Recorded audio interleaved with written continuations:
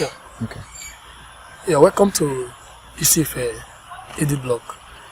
And in today's video, we'll be looking at the 2023 West African School Certificates Exam Chemistry Practical Interpretation.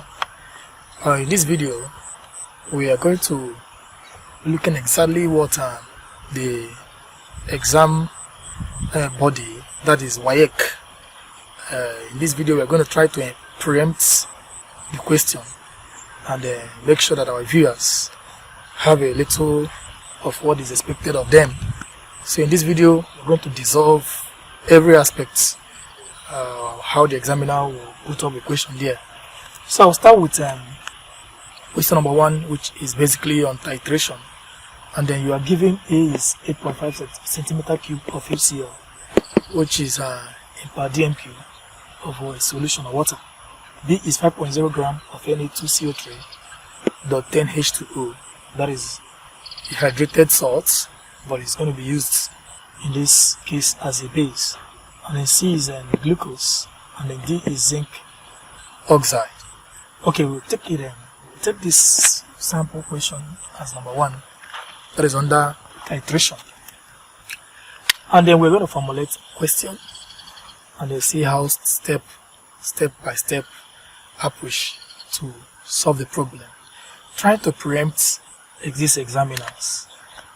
We are looking at them giving us the salts, and here omitting this term here with maybe N or X or even Y, and maybe ask us to find the value of this number. So here most often come with X. Okay, supposing I have question number 1 now. For question number 1. Okay, you likely going to see A is the solution of 0.200 mole per dm3 of HCl, and then B is 7.15 gram of Na2CO3 dots. Here we have NH2O per 250 centimeter cube of solution. Okay, so these are the information that will be given to you. You have to exploit them. And then you see the other procedures of doing titration, which is normally used to say question A now. I should put solution A into the burette and titrates its weight with 20.0 or 25.0 centimeter cube portion of B using methyl orange as indicator. Okay, do this titration more times and then tabulate your burette reading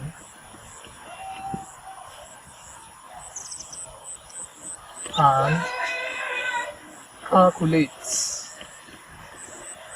the average volume of P units. Okay, this is on question number A, and the question number B will be from your results and information provided above. Calculates I. They will not ask you to find the concentration of A again because it's given already. So since we know the molarity, so you now see I concentration of B in mole per dm3. Okay. II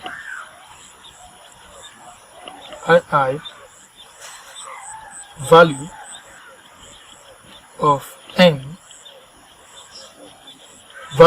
n in Na2CO3.NH2O in solution B, and III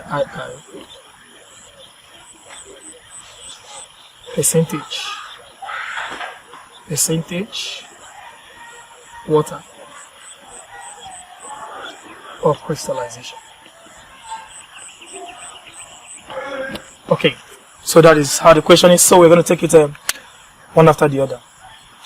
Okay, starting with the school, we have their different endpoints. So you stick with your school's endpoints. But I will tell you how to get an endpoint, supposing you have an idea for the endpoints look like. So you can do a table as fast as possible and get down with the calculation. The examiner will not know if you have carried out the experiment in question A or not. What they know is to see the trend in the table. So the trend is very, very important.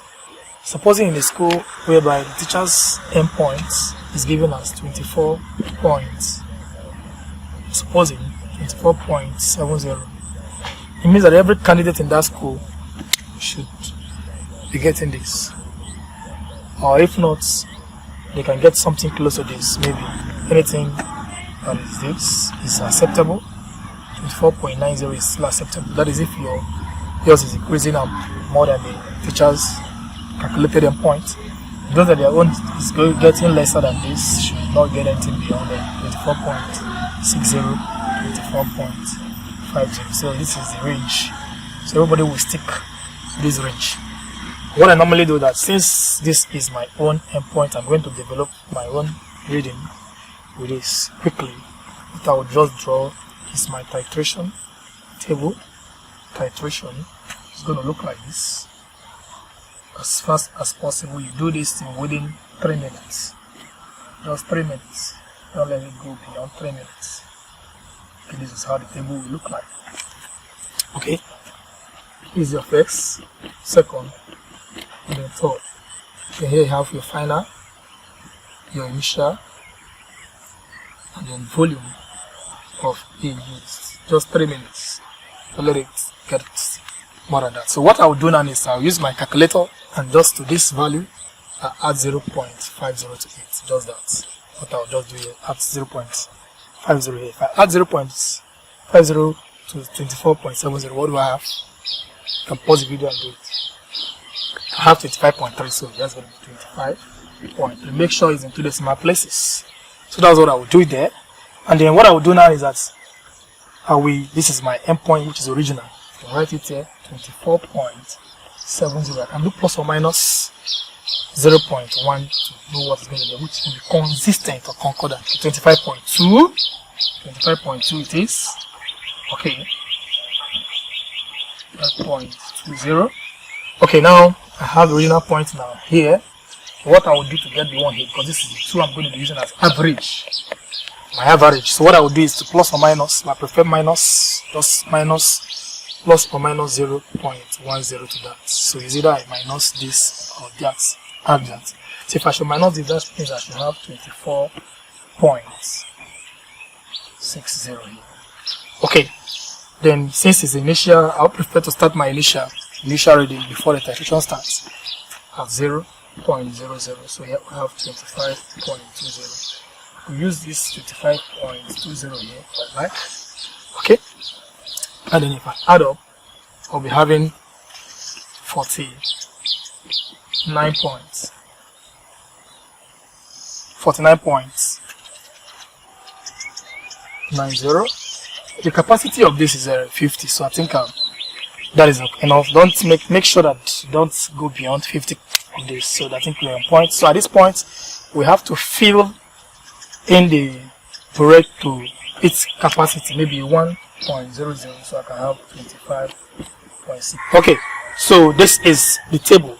So immediately I did have answered question number A, but I have not finished it yet. What I will do is to calculate the average volume immediately using values that are consistent. So this first titration is overruled, being that it's not consistent with this value. It's not concordant with this value. So we're going to plus or minus. This is far, this point. So this 2 points is what we're going to use to find our average. So our average will be our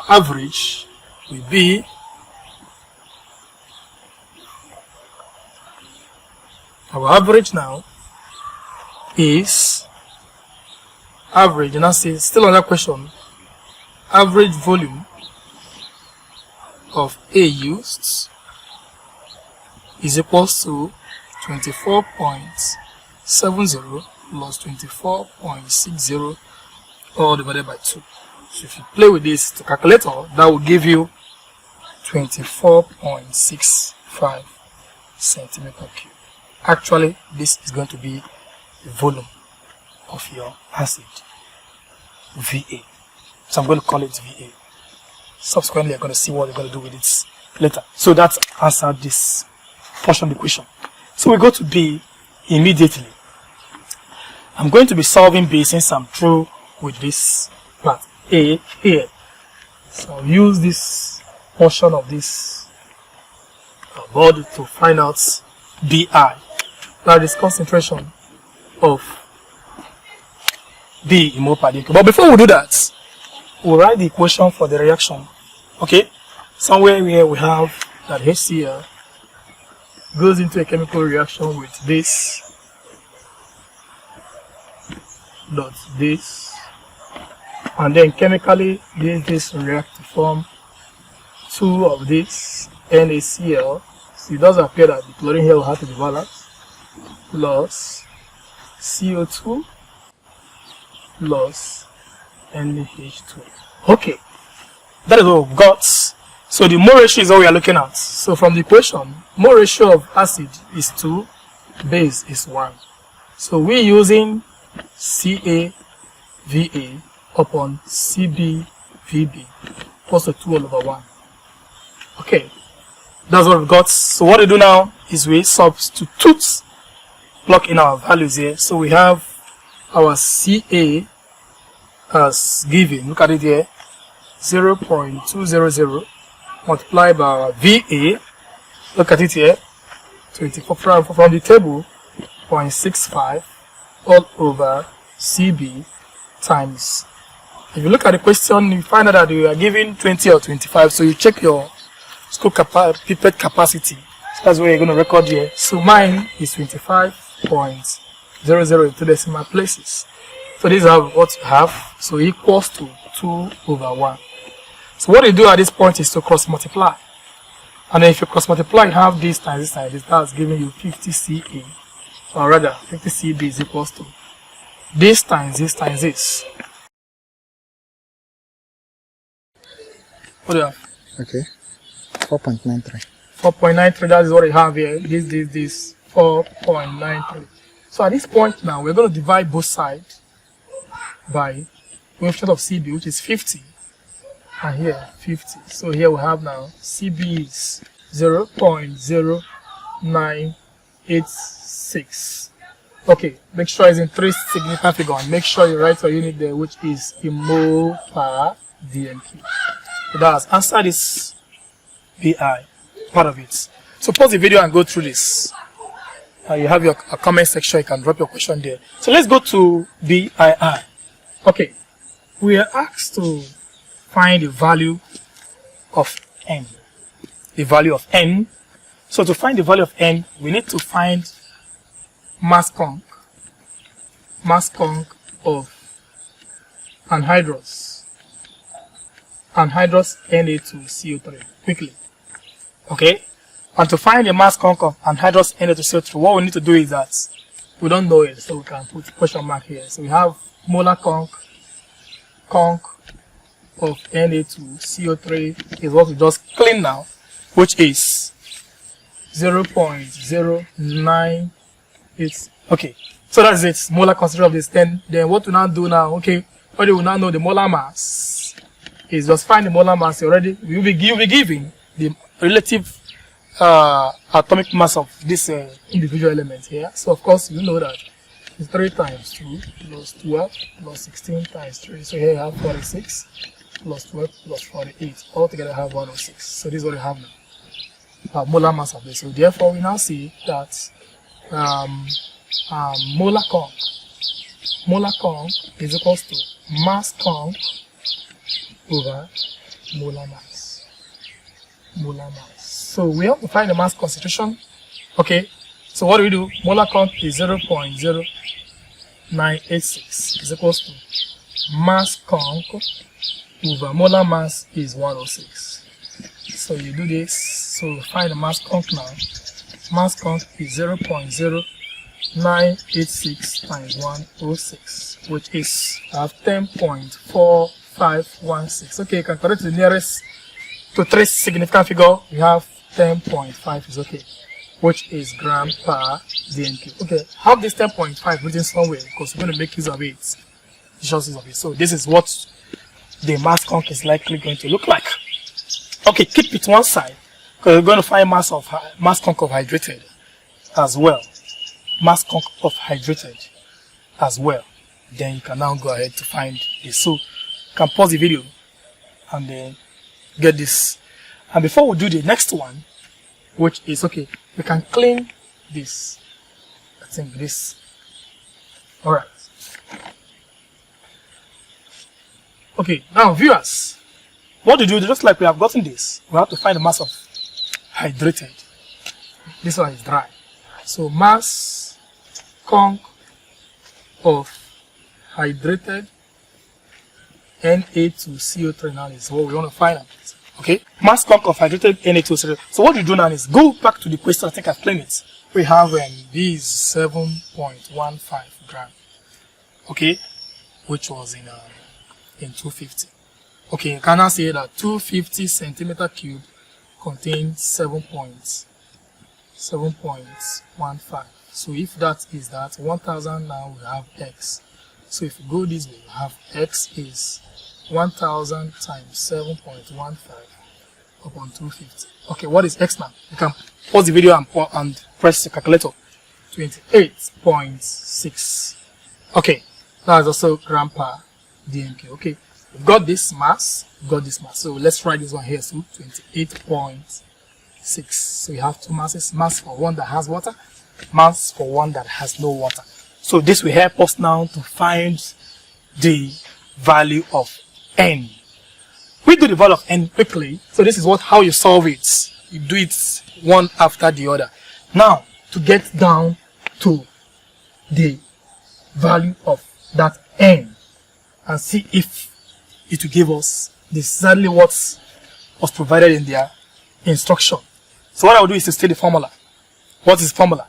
Formula is mass conc of hydrated over molar mass of hydrated salts. Okay, is equals to mass of anhydrous, that's the dry one, over molar mass of anhydrous. Okay, so what to do now is to plug in our values now. So what is the mass conc of hydrated? Mass conc of hydrated is, that's 28.6 over molar mass of hydrated. Remember the molar mass of Na2CO3 before you now have NaH2O is 106. This is 106. If you check 106 plus this mass of water is 18, make sure N is represented there. Okay, it's equals to mass of dry have 10.5 over molar mass of anhydrous, which is without water. So you just leave this one like this, throw this one away, then have 106. This is what we have. Okay. So at this point, cross multiply. Okay? Yes, you have 10.5 multiplied by 106 plus 18n is equals to 28.6 times 106. Okay, please can pause the video and punch your calculator. 1113, okay, plus 189n is equals to 31.6. Okay.